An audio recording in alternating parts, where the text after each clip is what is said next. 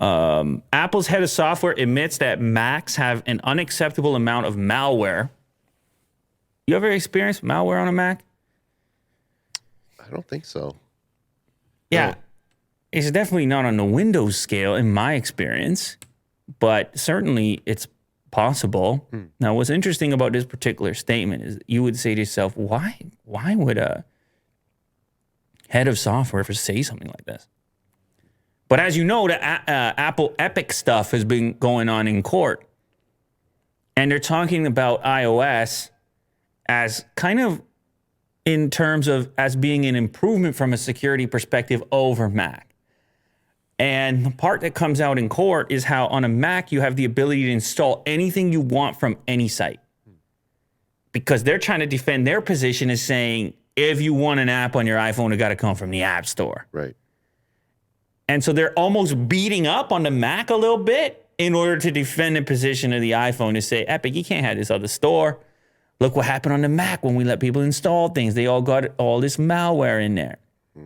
So you can beat that one up a little bit in order to build up the other one. Now, I don't know how much you're using a Mac on a fairly regular basis, right? Right now? Mm-hmm. Yeah, okay. So you know when you go and install software from a third party on the web, it makes you click through a bunch of security things like, yes, I want to do that. Kind of like Windows. Yeah. Yes, this is what I really mean to do. It can be a little bit frustrating, especially if you know what you're downloading from the web as opposed to the Mac App Store. So yeah, it's not ideal. There's differing opinions on it, but it also wouldn't be ideal to have malware, would it? No, that would be very unideal. What about you, Vin? You ever had a virus on a Mac? Malware? No? Never experienced such a thing. Well, that was part of the reason for going that direction. So you went at least I was told. Look at you. Not really anymore, but oh, you've changed directions? What's your direction right now? More Windows. But you a fan of Bill Gates? You know he's in the news these days. Yeah. In the hot seat right now. Yeah. And when some news comes out like that, it's crazy how it drums up. It like drums up a lifetime of news. Like they're like, oh yeah, there was that one time. Wow. With the rumors. And then they're like, oh, when he was hanging out with Epstein. And then they're like, wonder about this guy. And she was trying to divorce him back in 2019. And it's all sources close to the matter. It's gonna get worse for him. Ooh, is that a threat? No, not for me. You can see it. They're teeing all this stuff up. I mean, there's. Oh, you know what it is, Vin? It's like it's blood in the water. It's like the sharks are circling, and they say, "Ooh, that's a wound. That one's wounded right there. Now's the time. Now's the time to dig in, go looking for the stories." I mean, you're getting the clicks as well, and the clicks in so many cases that's the important part. So if he keeps bringing clicks, if people still keep clicking, I actually skipped a couple of stories because I'm like, what more are you going to say about this divorce? But if you could keep bringing the clicks, then you can keep having the digging take place. I mean, we can attest to the same thing happening over on Rogan's show. It's like ever since he moved to Spotify, weirdly, it's like things that he says that you feel like he had been saying before, all of a sudden on your news page, it's all of a sudden elevated. People want to know what he's doing, what he's saying, and it's just climbing up those news rankings. Yeah. It's this effect of this multiplier effect, this amplification effect.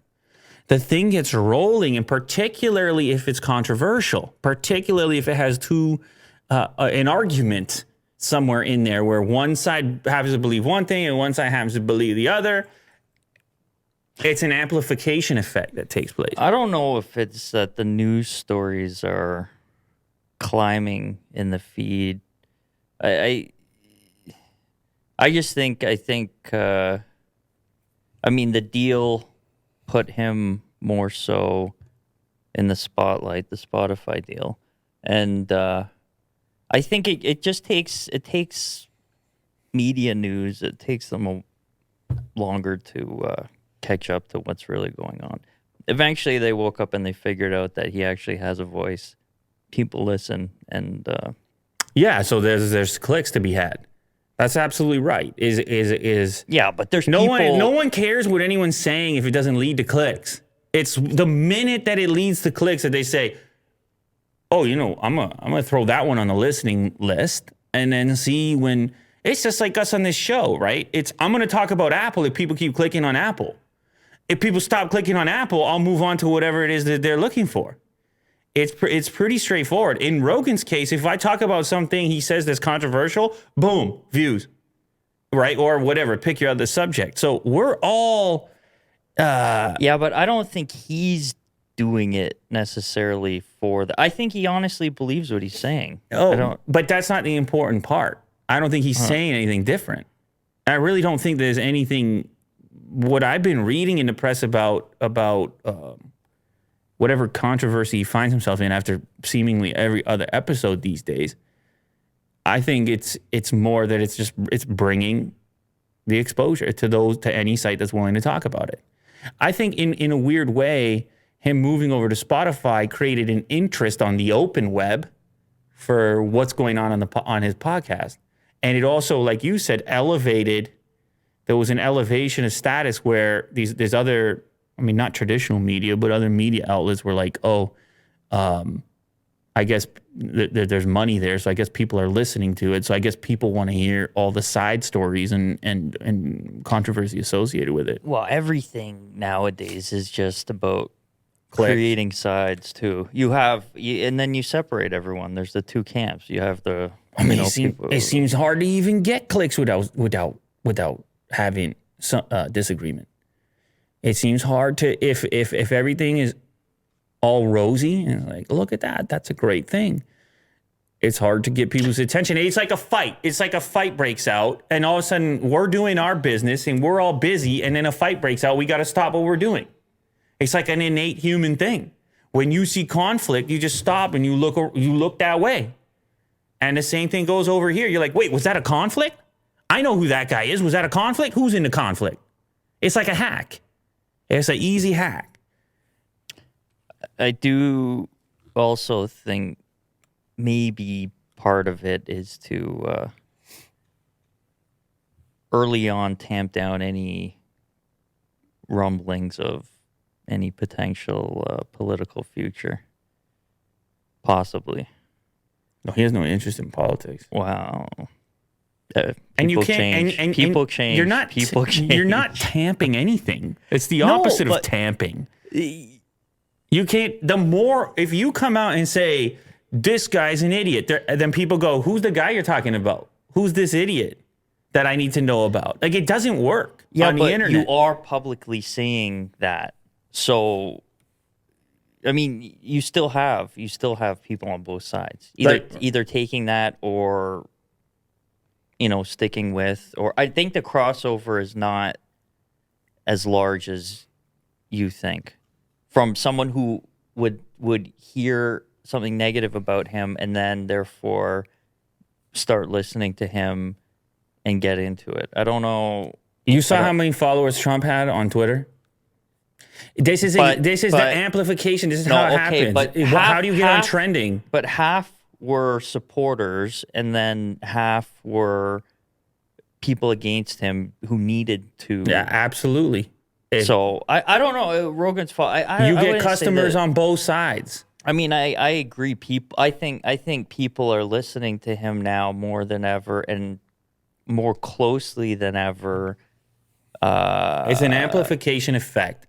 If you are, whatever you're talking about, wherever you're contributing noise is the thing that you are amplifying.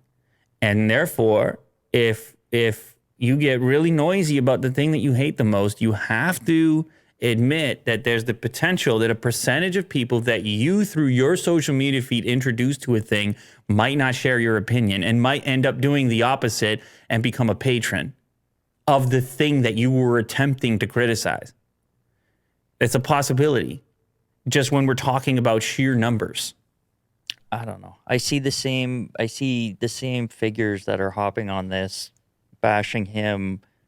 It's kind of like a void was there, and now it's all about who's going to fill that void. Everyone has that lost addiction from the political shift, and I don't know who the figure is going to become, but I think there will be one. And I mean, Rogan's. Did you just trending call in that Rogan the direct- new Trump? Is that what he just did right No, there? it's not. It's not the new Trump. It's. I think it's you're trying to say like there's a power vacuum. well, yeah. There's a void. There's a void from. I wasn't calling him the new Trump. No. But I mean, in a roundabout people- way, you're saying. Well, who? That's the thing. It's like, okay, he's not the new Trump, but how? Like how? If someone is much more moderate, can you then turn that person into the same thing for the people that wanna, yell and. Vin's hands have never been this involved in an episode ever. He's very passionate. We have completely don't flipped blame the him. script. Vin is doing somersaults over there in that chair, and we have found a way to motivate him today on this show. Rogan. That did it. It got to him. It's a outrage vacuum. Right? Listen, Yeah. Well, it's an addiction too. All of it tied into everything. Venting on social media. I mean, Venting. You need targets. Are you saying you have to hate somebody? Is that what you're saying? Because there's people that are going to hate you after this, right? yeah. Well, It's can handle complicated. It's complicated living out there. It's complicated talking. It's complicated.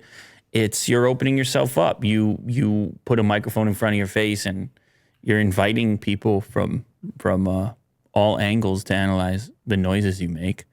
And so it's just part of the gig to a certain extent. And I'm sure, it's a constant balancing act. But and certainly everybody doesn't always phrase things perfectly, exactly the way they want. And as you do this exercise, Vin just did this exercise himself, and you realize as you choose your words, you choose your approach, there's all kinds of potential holes you can fall into in ways that you phrase something, and it's just the nature of life in this particular era. Mm-hmm. Anyway, so is the Mac actually unsafe? Is this to be believed as it comes from Apple's head of software? No, I don't believe so. I think it's all part of the court case. It is possible that iOS is more secure. However, I have to say from my own personal experience, the idea of my desktop OS having a billion different warnings and things is not for me. It makes it feel like I don't even own the thing. It's constantly reminding me, hey, are you sure you want to do that? I hate it on Windows. I hate it on Mac. So I prefer to compute at my own risk in most cases as far as installing things, but that's me.